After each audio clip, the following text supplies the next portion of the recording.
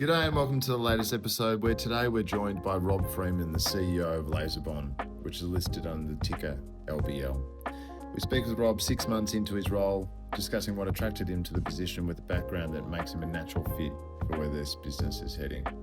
LaserBond is a surface engineering business that increases the performance and wear life of capital-intensive machinery components. We dig into its core segments and how its dedicated R&D department differentiates the business in the market. We also explore the landmark Komatsu relationship, the company's ESG credentials, and how LaserBond's agile structure allows it to innovate in ways competitors can't. We unpack the financials, which highlight sustained momentum from the second half of FY25, the impact of Chinese export controls on tungsten and why R&D remains core competitive advantage. Looking ahead, he shares his views on international expansion, particularly around the US, a market he sees as underserved in laser technology, and the foundations being built right now so that LaserBond can scale in the years ahead. It's a great conversation. Rob's a great leader, and we hope you enjoy it. Rob, thank you very much for joining us on Vantage Point. Pleasure. Great to be here. Talk to us in terms of the business. I think there's a small subset that have heard of LaserBond before, but for those who haven't, just give us a quick rundown on the business. It's a well-hidden secret. So LaserBond, family-owned business that's been running for a good 30-odd years now, but it's ready to scale. But at the core of what we do is we're a surface engineering business. Now, for some people, I say that and I go, what? What the hell do you mean by that? So if you think about in industrial applications, there's a lot of equipment, whether it be in mining, mineral processing, oil and gas, where heavy metal components they wear, either through corrosion or impacts of other components. We take those components, we make them better than you through our laser technologies and putting coatings on there that in a lot of applications will extend that wear life well beyond the original OEM specification. So we're an engineering firm at heart, a technology company at heart that specialises in having really long-lasting components. And we do very well, as you say. We're small. Exactly. And in terms of you've been with the business, 6 months? 6 months, started in September 25. Yeah. And maybe just a bit of background on yourself before joining LaserBond? I love talking about myself. So this dangerous. Yeah, geez, where do I start? So I spent 23 years at Shell and a mixture of marketing roles, so customer-facing, a lot of mining stuff there. Then flipped. Great thing about Shell, there was a lot of opportunities to do different things. Went into supply chain, so that effectively means I ran trucks and ships and oil terminals, that sort of stuff, and eventually some trading. That took me around the world, not only Australia, New Zealand, Singapore, etc. 23 years, skipped forward there, left, then spent nearly 9 years at Sime Darby, so running their non-Caterpillar businesses in Australia. Again, a big mining focus, quite a bit of surface engineering like we do at LaserBond, but not in the laser technologies. So that adds up to I'm pretty old, right? I'm in my late 50s. Just early 30s. Yeah, and in terms of joining LaserBond, why and how'd that come about? I'm a big kid at heart.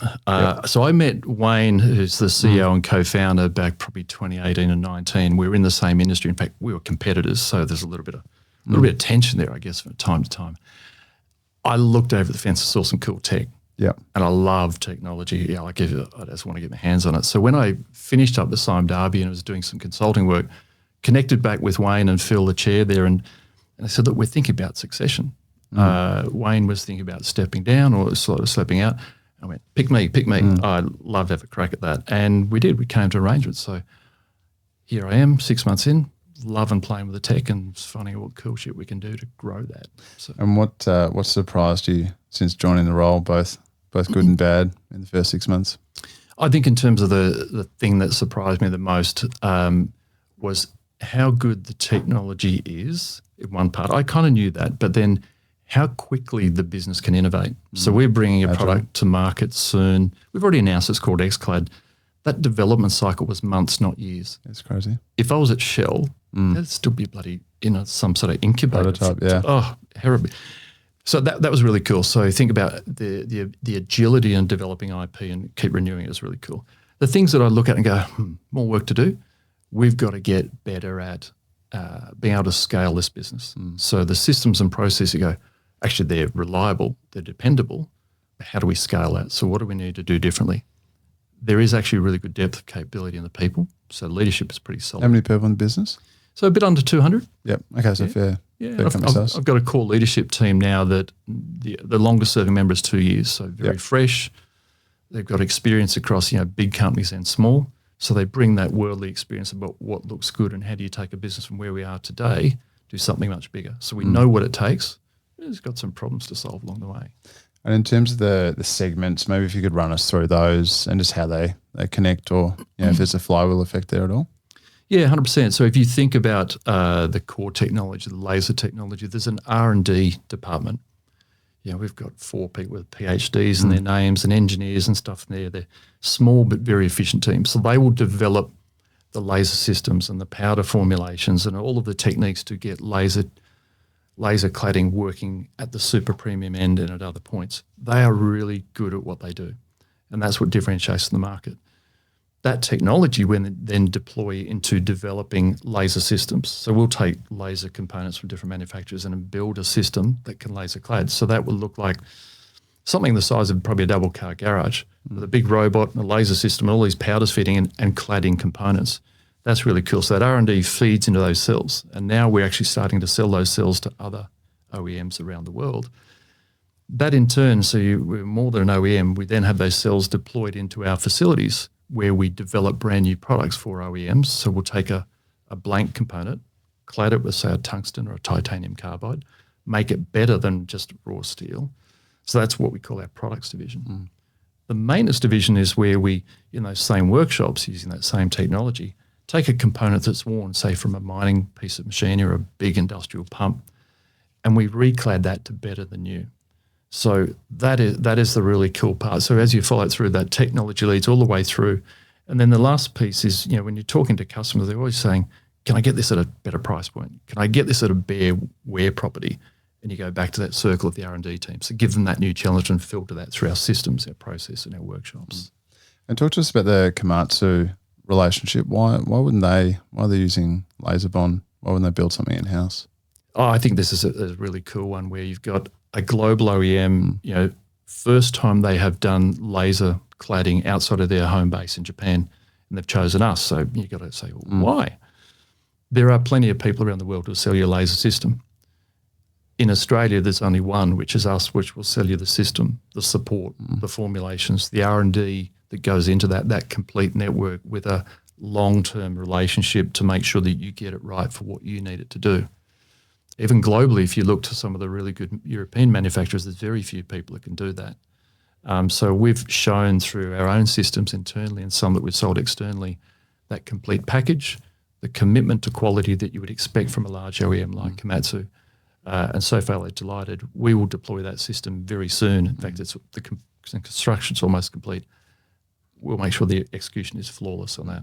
Do you think being around for so long helps that in terms of the relationship, that it's not like you're a startup that's been around 2 or 3 years and got some cool tech and throwing it around but might not be here in a couple of years' time? I think it does, but it's a double-edged sword. So we've been around a long time, then people go, you're just you might school. be a bit bigger. Yeah, you're still a bit small. We're a good-sized business. There's so much more we can do.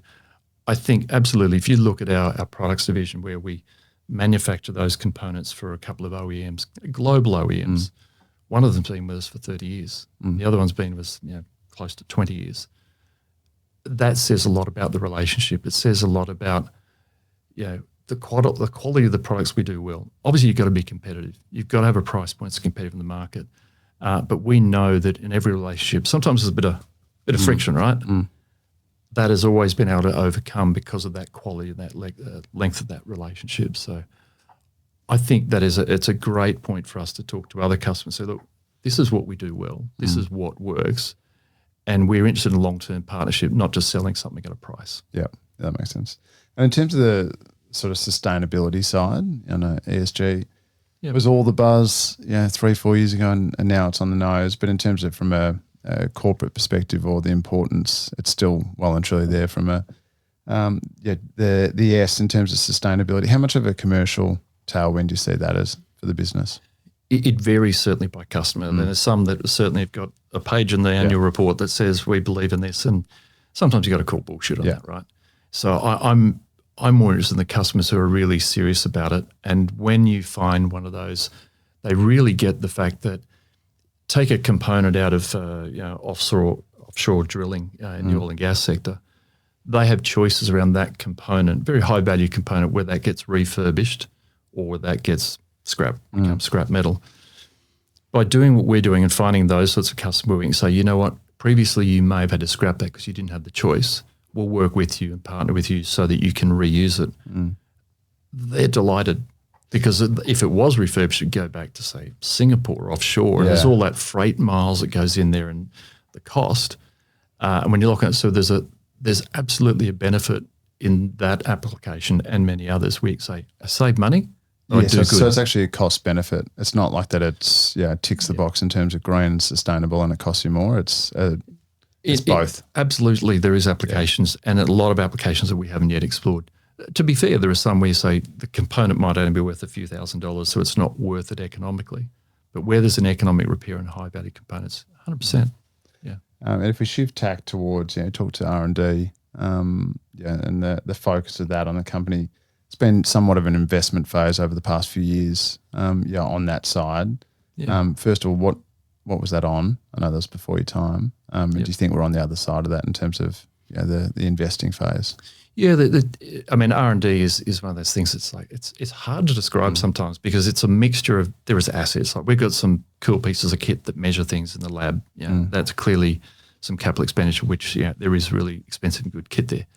But it's the broader capability and it's employing the right people with not only the right credentials but the way that they work. And for me, one of the things that will make LaserBond not just different today but different in the future is making sure that what's working in the culture now, that ability to innovate in a really agile way, that we preserve that. And we understand that how do we grow that culture that has got that at its core DNA, it's a core competency. That investment period you talk about, there was some money in people and some systems and processes. I'm the sort of person that when that's at the core of business, you've got to double down on it. I'm not one of those folks to say, I've got all this cool IP. How do I protect it? Like, get the lawyers around, all that sort of stuff. There are times when you need legal advice to make sure you're protecting what you have in terms of your IP assets. I'm a bigger fan of continued innovation. Keep investing in that R&D. Keep bringing out the most innovative products that customers say, I want some of that, or give me more of this. And I go, oh shit, if you can do that, can you do this for me? I go, we'll have a red hot crack. And then you just get those partnerships. So R&D is always going to be, for me, top of mind and continual investment. More in people. More in the people. And how do we grow that out? That's the big differentiator. Yeah, I suppose if you wind back completely on R&D, you die, right? Absolutely. Well, it's a race to the bottom. Yeah. I mean, your products are just the same as everybody else. I mean, let's be serious. The competitive landscape in Australia and other markets, where we intend to play, there are smart people out there. They will catch up. They will get their own IP to a point where it's just a race to the bottom. I'm not interested in that game. That's boring. Yeah. And the Gateway acquisition or investment in terms of 47% goes to 51% in 27. Yeah, so we're currently sitting at 40% today. We've got that right to go to 51 in March 27. We're discussing on the board the formalities of that, but here today we'll exercise that right, subject to the board to signing off. And just talk to us about why Gateway, what's that allowed? I really struggle with this question because I'm about to talk up the guys that run it day to day, Brett and John. They're bloody good blokes. They are the Gateway brand of the market. Yeah. They've started off in their respective trades. They understand the industry. They are so customer focused. And you can see it when I've visited customers, when I've been there, you can just see that culture there. So they've got such a strong representation and they come from they've got great support around them. So it's first and foremost great people. The assets are really top class. They've invested a lot in brand new assets. They're all very new. They've got really good capacity. They put a LaserBond system in there last year. That's firing really well. They've recently invested in a HVOF system, which is starting to make inroads. So they understand the market they play in. They've got really good linkage to the customers, and they've got such great assets and that talent pool to grow. So I'm all in. I love it. Yeah. And talking to the numbers, first half revenue grew sort of 13% NPAT doubled, I think, to a bit over 2 million. Yep. How does that sort of spit out in terms of operating leverage coming out there, or something structural? Yeah, it was a solid return. Prior corresponding period, significant jumps. That prior corresponding was a bit soft. Yeah. What I was really impressed with if I look back at the second half of the prior financial year, sort of that period coming in, the momentum was sustained. So that really demonstrates the things that we're doing around operational efficiency. The investments we'd made were paying off. The business spent considerable money in investing in people in the year before. So that just says like we've paid off. What does it allow us to do? Just keep feeding that machine. We've got some. We've started to, well, not restarted. We've rebooted the apprentice program this year. 10 young apprentices joined in January. Absolutely fabulous. My view is we breed the talent, we grow the talent internally, and not have to go to market all the time in a tight. How much of a challenge is that for you in terms of bloody hard? Yeah. Look, I know. I imagine it's getting harder and harder, right? As well. Yeah. Look, my past life of working for Sime Darby, it was always a challenge. How do I get skilled trades in Australia? And the ones you get would jump for $1 an hour pay rates. And they were the first to leave you because they were not loyal and sticky. So we've got to come back to first principles and address that root cause, which is how do we encourage young kids into trades, give them all the reasons to believe, support the hell out of them, watch them learn and grow, and give them opportunities to grow throughout whatever their career path may take them.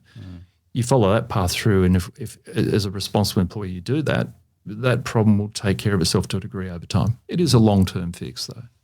And the Chinese export controls on the tungsten side, what a pain that is. Talk to us about how that's affected the business around risk and what it sort of looks like going forward.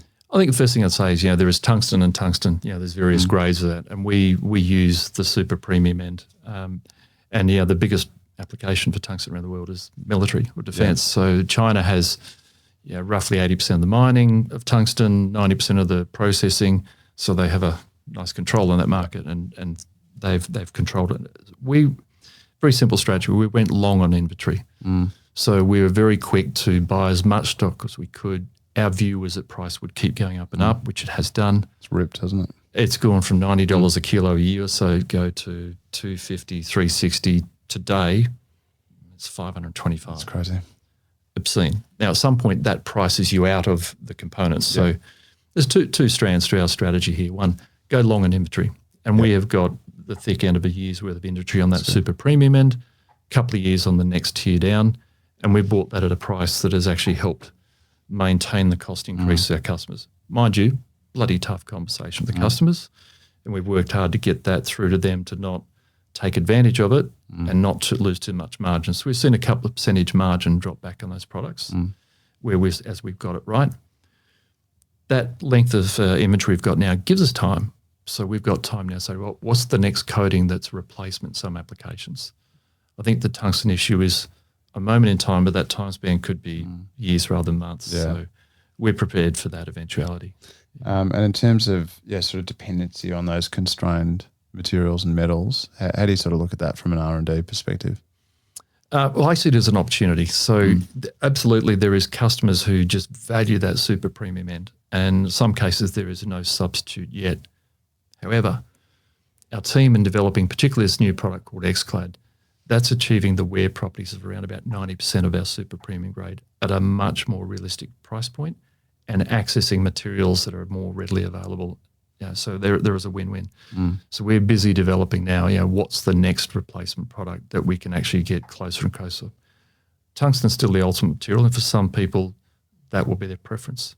But look, it gives us the opportunity to exercise that R&D muscle and show what we can really do. Now, some of that's a real competitive advantage, right? So I'm not going to say, hey, we've done this and sort of spill the whole beans.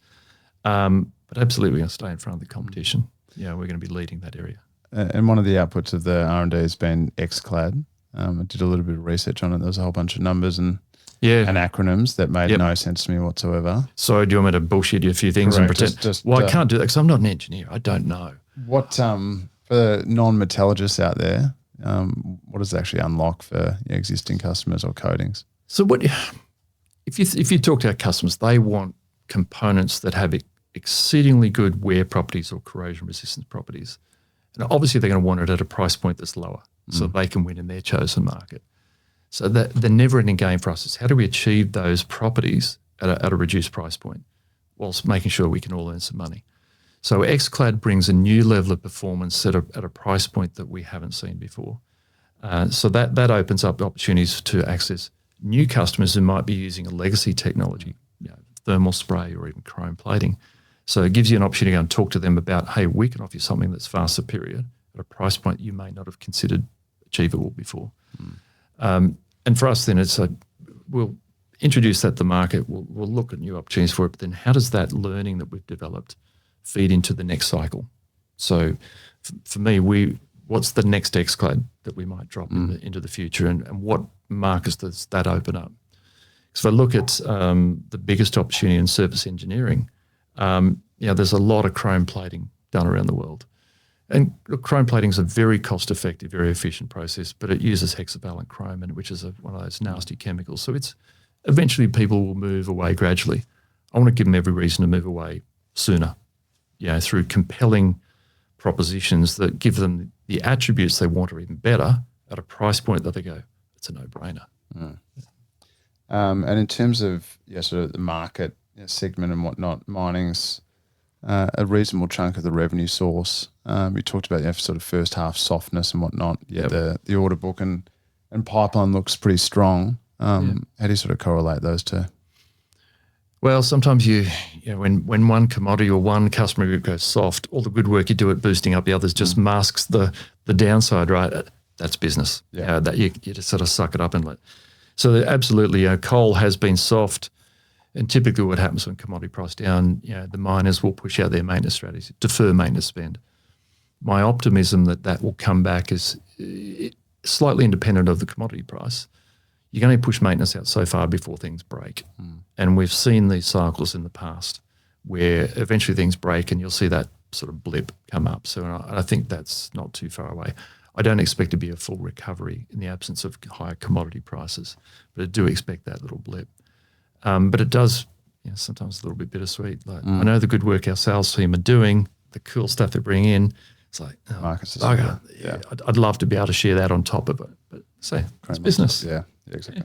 And in international growth, how do you sort of look at the broader markets more globally? And it's obviously a reasonable distance away from Australia to transport. Yeah. How do you sort of manage that? Well, international's tough for an Aussie company, right? When you expand, there's so many horror stories of going over to, with great products, great tech, and then missing the fundamentals of, if you take the North American market, which I've have some experience in taking a business there from a greenfield side, I would never do greenfield again in terms of the US.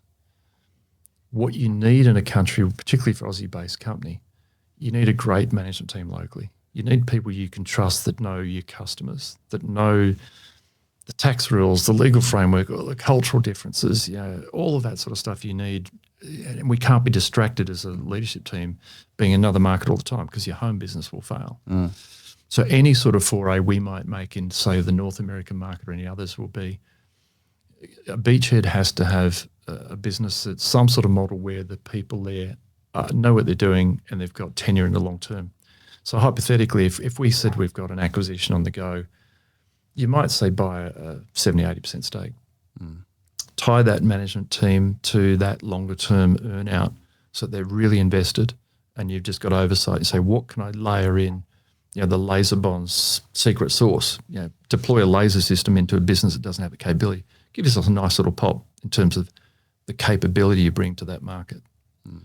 When you look at the US market, it is underserved in laser. It is a little bit immature. It will close that gap. There's the market construct. There's a lot of mum and dad engineering shops with deep community ties, deep customer ties. Long, really loyal customers. I love that, but they're perhaps a little bit reluctant to invest in new technology like laser because they don't understand it, or perhaps don't have the couple of $1 million to stump up for it.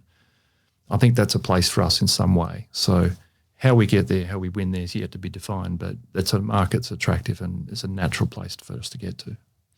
The second half looks naturally bigger than the first half. Can you just talk to sort of catalysts as to why that growth is going to come through? We talked about Command 2, We talked about XClad. You to sort of explain why. Yeah, why big second half? Yeah, we had some good momentum coming out of the first half, and the order book looked really solid, and that's given us some reasonable results in January, February. I'm never happy with the results, right? So there's a little bit of pessimist inside, so you need to calibrate that. So momentum is solid, order book looks good, so coal mining's a little bit soft.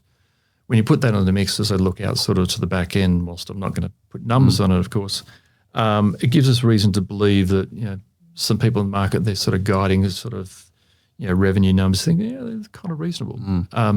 Perhaps not the growth that I would like given that softness in coal. Yep. But then you layer in, as you pointed to, that Komatsu deal where we've got that laser cell that we've almost finished building. That'll deploy into their facility in Perth in May, June.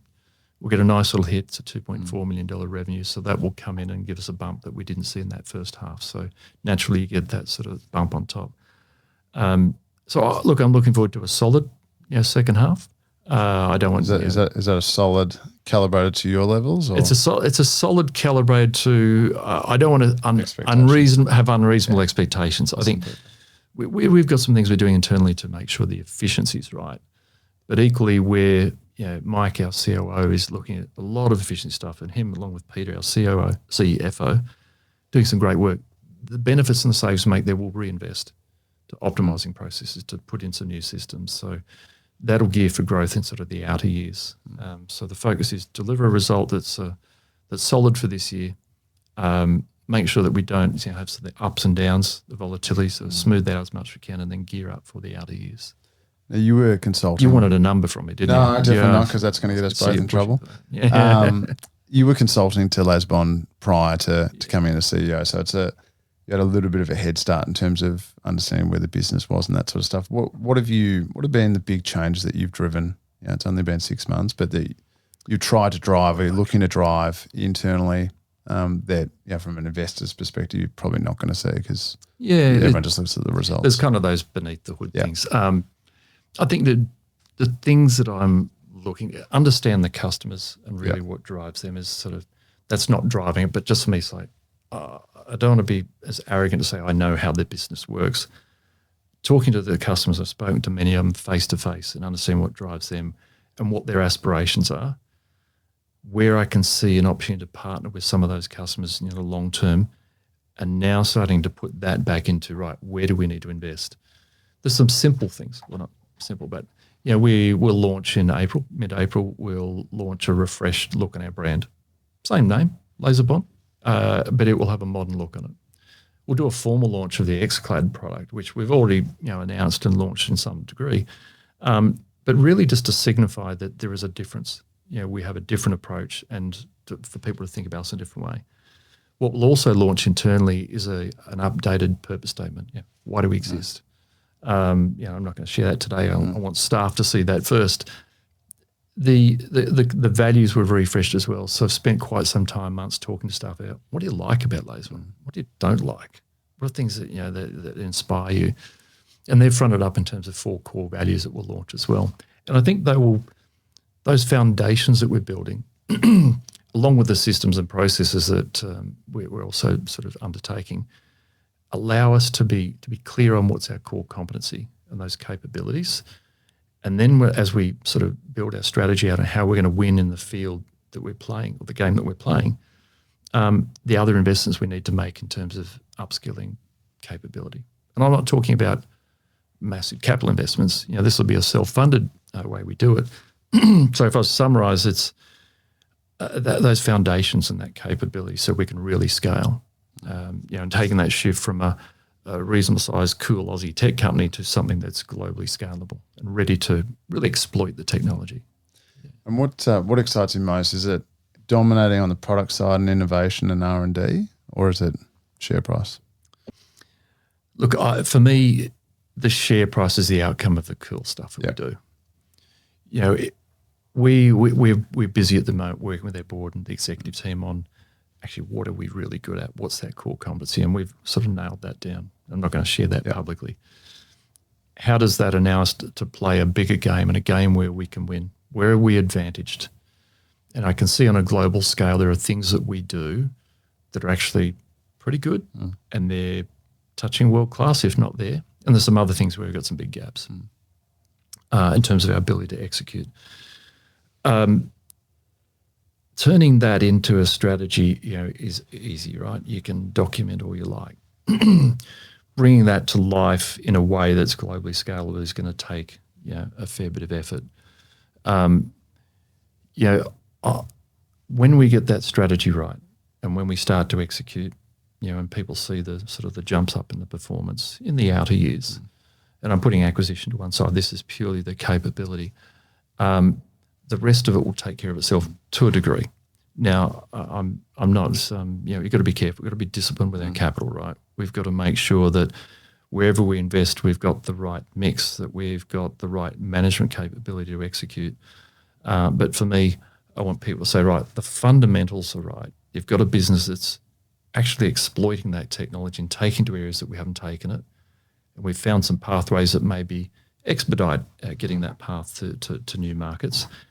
And they'll price it how they see fit. But I think that's a recipe for getting a sustainable increase over time. Last question. 3 years' time, you've been in the seat for 3.5 years. In one sentence, how do you summarise where LaserBond is aspirationally, without numbers or anything like that? Without numbers, we are a company that's having fun because we've exploited the technology and it's truly world-class and recognised that way. I like it. It's pretty punchy. That'll do me. Cool. Rob, well done. Looking forward to watching the journey. Bring it on. Thanks for the support. Cheers. Thanks. Cheers.